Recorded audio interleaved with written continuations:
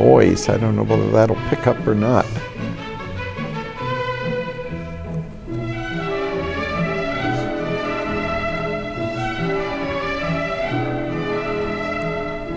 Welcome to Tracing Your Family Roots. I'm Chuck Mason, and we want to thank the Mount Vernon Genealogical Society, our sponsor. Janelle is not with me, but I have Pat Stamm. Pat is a genealogist from the St. Louis area, and she comes in about once a year to visit us. So welcome, Pat. Thank you. We're always glad to have you come visit.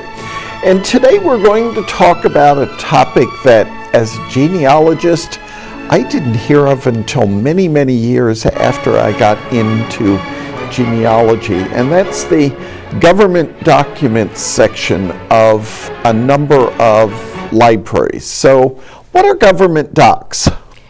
Government docs are publications that are put together by various departments or branches of the government to kind of memorialize their inner workings. And we have a picture of a government doc library, and it should be up on the screen in just a moment.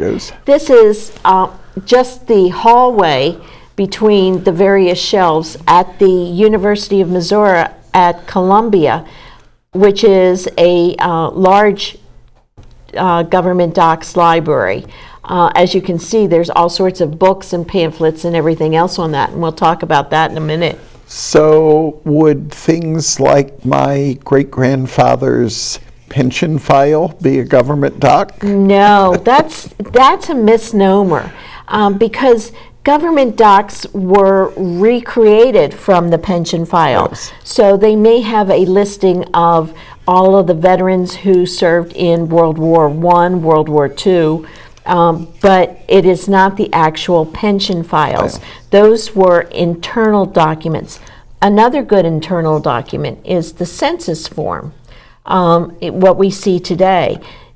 It was internal for the Department of Census, but the statistics that came as a result of those forms, that would be a government doc. So it would be things that were created from some of these things that we as genealogists have used for years, but it's not the actual papers that we use downtown, or though now so much is online on Ancestry and Heritage Quest and things like that. So what are the types of things that I might want to go look at government docs Well, for? government docs has a whole wealth of information. They may have publications, such as the canals of Pennsylvania, or the canals of Ohio. That's a government doc because it is produced by the government printing office. We all, if you use the archives, use the preliminary inventories. That is a government doc.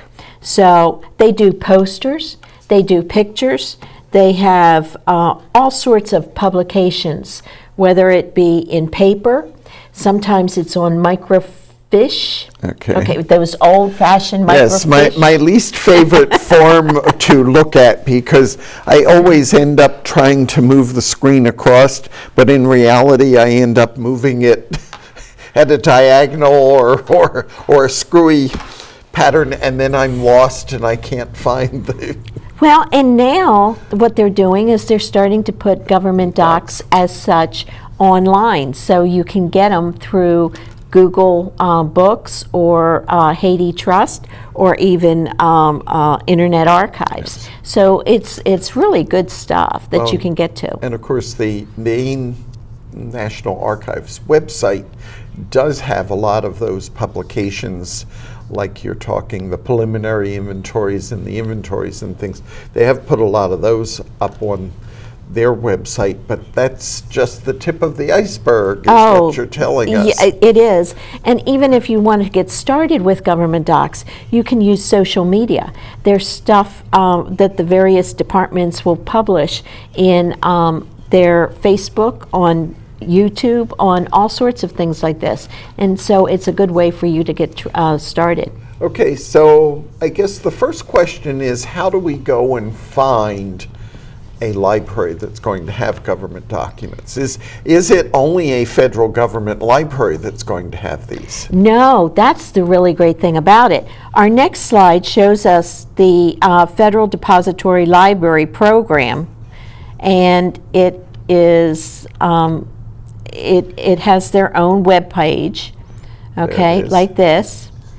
And then the following slide talks about the two differences in federal depository libraries. Now, there is the regional, which is the larger branch of these, and then there's selective ones where they are allowed to select different publications. So it depends upon which one you're looking at, how many government docs this So particular library has. Would a regional one be like a regional branch of the archives where it covers a certain group of states? No, it's not. When it talks about regional ones, it's the one that gets the most government docs. Okay. Okay, and then the selective service one can pick and choose the government docs that apply to their people.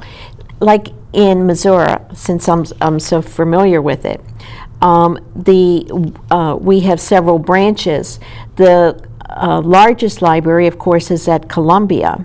The one down in Rolla gets a lot of the engineering government docs publications, and the one over by Kansas City has a lot of the Air Force material. So each one gets to select the ones that they want. So would there be a regional library in like every state?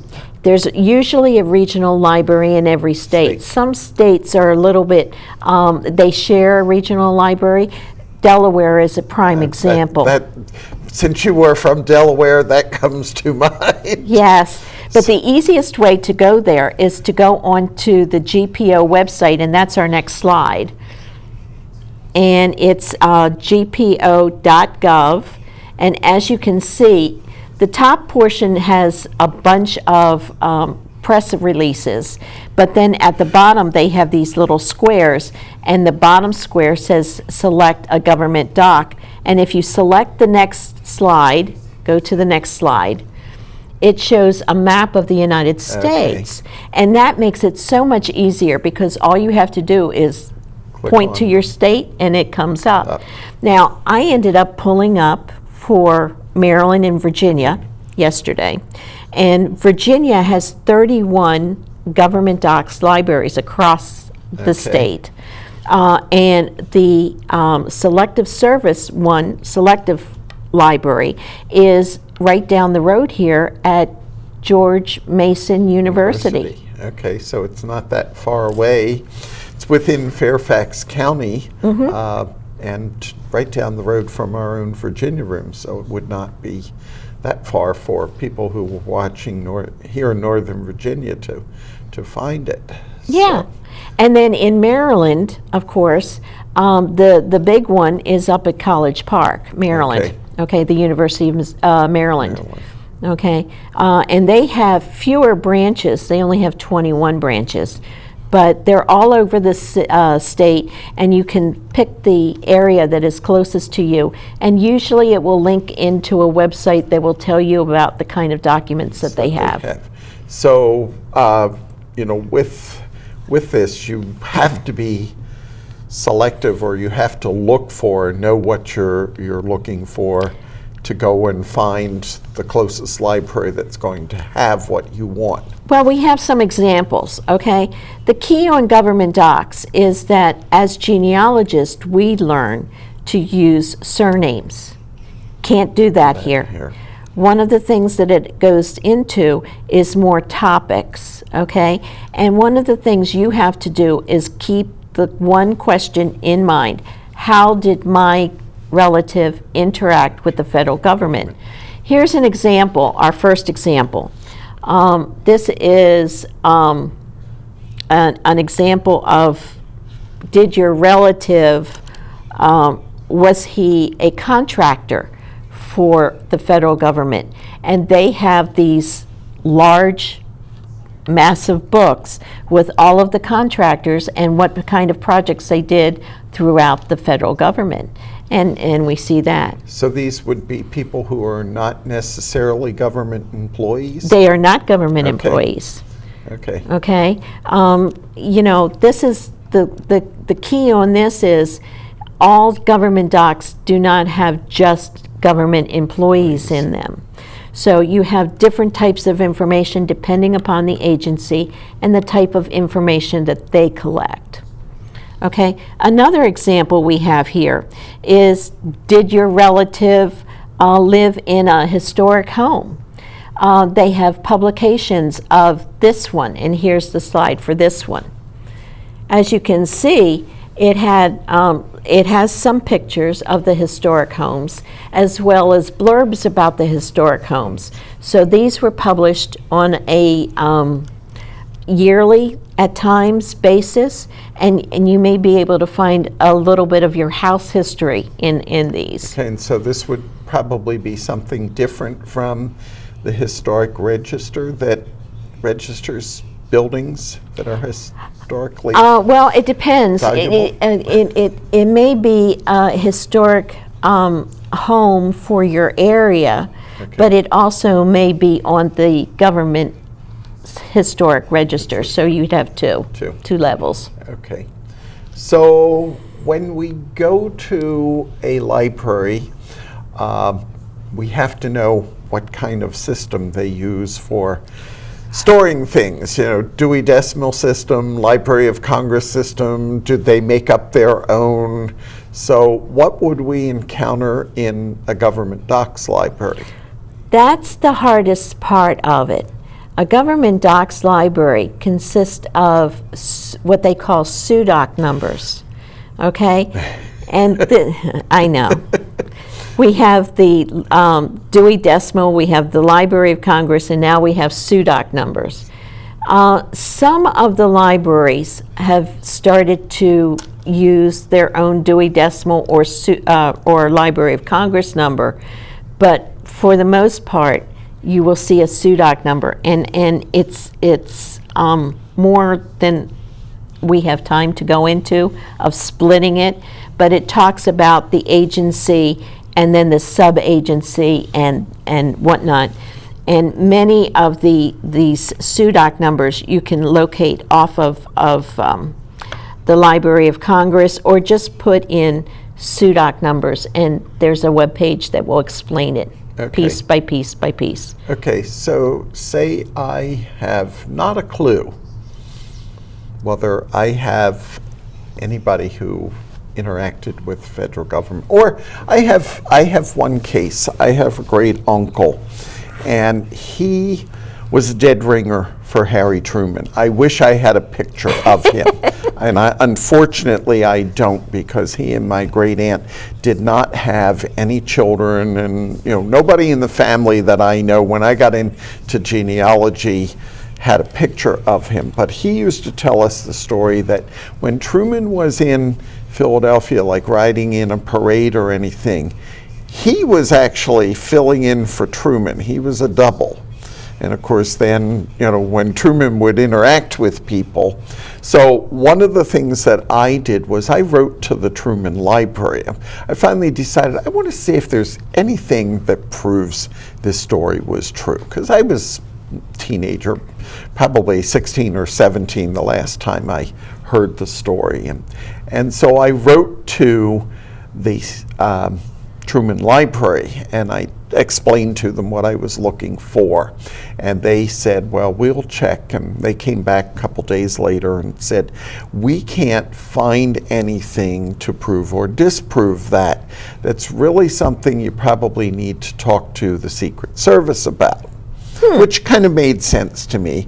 However, I haven't done that. So might there be anything in government docs that I might look at to hopefully prove it? And if there is, how would I go about it? Well, I'm really putting you on the you're spot really here. putting me on the spot. I'll be honest with you. I am not aware of what government docs are in the Secret Service. Let me put it that way. Okay. And these are books and publications and whatnot. What I have found is a government doc for the LEAA, which is Law Enforcement Assistance Administration. Okay. It was a Department of Justice regulation. And they would monitor the local police departments. Okay?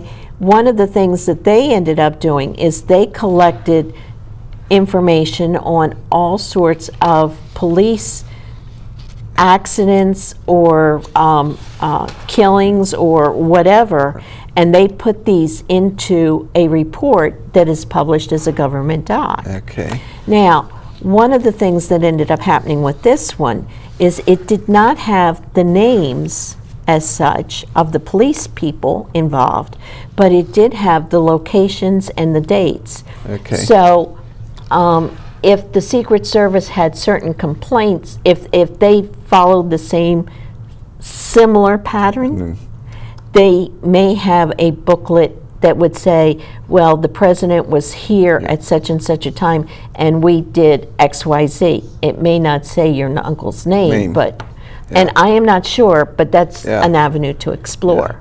And even though they don't name people like the police in there, my first thought would be, okay, what was there in the newspapers that might actually give more detailed information?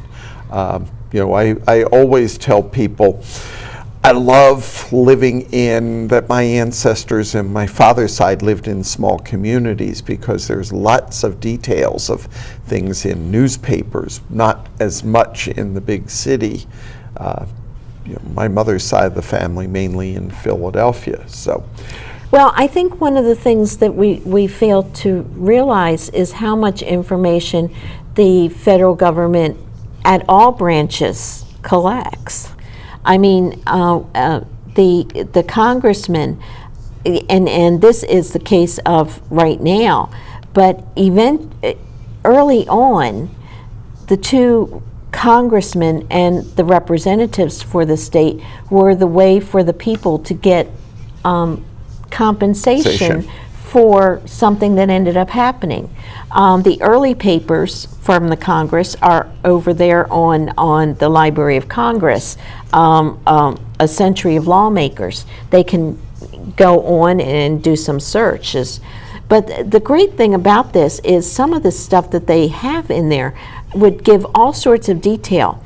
I ended up doing a report on, and you've done it too, on the Civilian Conservation Corps. I was starting to use the CCC caveat.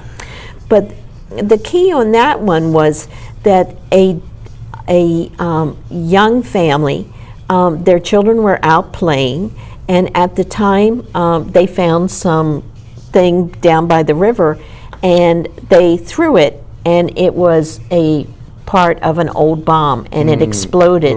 Okay, one of the children was killed, and then two of the other children ended up suffering severe problems. Well, they ended up going to their congressman, who in turn goes to and puts this in for a compensation for them under what they call private claims. Yes. And in the serial set, which is another part of the government docs section, yes, there is a report that shows all of this. Okay, there's all sorts of really great stuff that people just do not explore. Yeah, I know early on I learned about the serial set when I took a week-long course down at the National Archives years ago. And you know, one of the things that they pointed out there was you have the pension files, which are down at the National Archives downtown, but people got turned down. And of course, I always tell people, you want them to get turned down. You want them to be like my spouse's great-grandfather, who initially got a pension in the 1870s, but then he waited 6 months to 2 years and he applied to have an increase. and it took the government 6 months to 2 years to explore it and turn him down. He never got any increases other than the ones Congress approved for everybody. And he did that from 1874, 75, somewhere in there, until he died in 1918. I had a pension file that thick. Oh, fantastic. Because he had all this documentation. But some people went to their senators or their congressmen, and so that information on those pensions are in the serial set. Was one of the first things I learned about using them. So and one of the things that people don't understand, and I'll say this, is that also in the serial set are meetings for the GAR, Grand Army of the Republic, for the Boy Scouts. Yes. For the Girl Scouts, yes, and for the DAR. These meetings, these regional meetings would come and be held by that organization, but because they were getting money from the federal government, these meetings were capsulated and put into the serial set. Which tells me I need to do something with that for a lecture I'm going to be doing in the future. So what finding aids or what materials do we have that we might not have already talked about for Well, the one thing that I would say is get onto the internet, okay, and start looking at the various webinars that are out there. I've done a longer webinar on government docs for the Legacy Family Tree. Company, but there are a lot of the local federal bureaus that will have their own webinars out there. Take advantage of them. They're free. Yeah, Legacy has, I don't know, probably a couple hundred of them. Also, doesn't Salt Lake, the Family History Library, have some webinars? They usually put their stuff through the Learning Center. Okay. And they are putting some of the stuff up on YouTube. Okay. Okay, so that works out. Now, if you're looking for the serial set, some of those documents are available through websites such as Genealogy Bank. Okay. And or Heritage Quest. Yes. Okay. And for our local viewers, anybody in Virginia, if you have a public library card for the state of Virginia and your library system has Heritage Quest, you can go into the library website. For example, here in Fairfax County, we do have Heritage Quest access. So you can sit at home, you don't have to go to the library, go to the website, look up their online resources, and Heritage Quest is one of them. Select it, put your library card in, and the number in, and look at it right there at home. As I say, if you're up like I am at 2 and 3 in the morning, and you can sit there in your bunny slippers and look at it, and it's a great resource. It's not a source that we as individuals could afford to subscribe to. And the great thing about the Heritage Quest and or Genealogy Bank is both of them are surname indexed. Okay, which is unusual. Okay, for when you're looking at these kind of things. But you've got to look for the Senate documents as well as the House documents. And again, going back to the Library of Congress that has that great website for early government documents, and that's the, yes, I just went went totally out of your mind. Yes, it just went right out of my head. Yes, it'll come to me as soon as A Century of Lawmaking. Okay. Okay, because I have that bookmarked in my home computer. Because again, that's another free website that you don't have to worry about. Yeah, we have so much that is free anymore, particularly with the government. It's just a matter of knowing that it's out there for us to go and look at them. So There's one other website, as we finish up, and I will say this: if you go down to the Library of Congress or the National Archives, I know both of them have that, and that's the Proquest Congressional. okay. Okay, it is a more dynamic website than either Genealogy Bank or Heritage Quest. Okay. But again, if you use it in the local NARA or Library of Congress, you can do that with no charge. Okay. One other website that I use a lot that comes to my mind is Cindy's List. Does Cindy's List have anything that would lead you to government docs that you're aware of? I have no clue. Okay. I've never looked there for government just docs. Ben's, I've mentioned it, and I think we've mentioned it before on programs. Cindy's List is, Cindy is a real person, and Yes. it's CYNDI''S. I call it the link to lots and lots of things about genealogy. The only topic I've never found any help on Cindy's List when I've searched was colonial research in the colonial parts of the United States other than New England. So from New York on down it was not helpful, but the rest of the topics, it usually leads you down the rabbit hole, and finally it's 4 in the morning and you realize I need to be up at 7 because I've got something to do.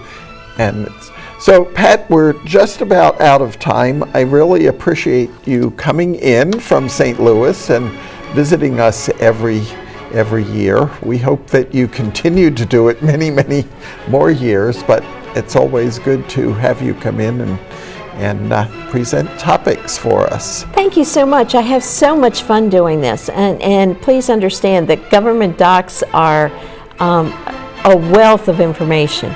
And sorry to say we can't cover everything we want to do in just this short period of time. But try it. I swear you'll like it. Because you do a whole course on this down Yeah. at the Institute down in Athens, Georgia every Yes. summer.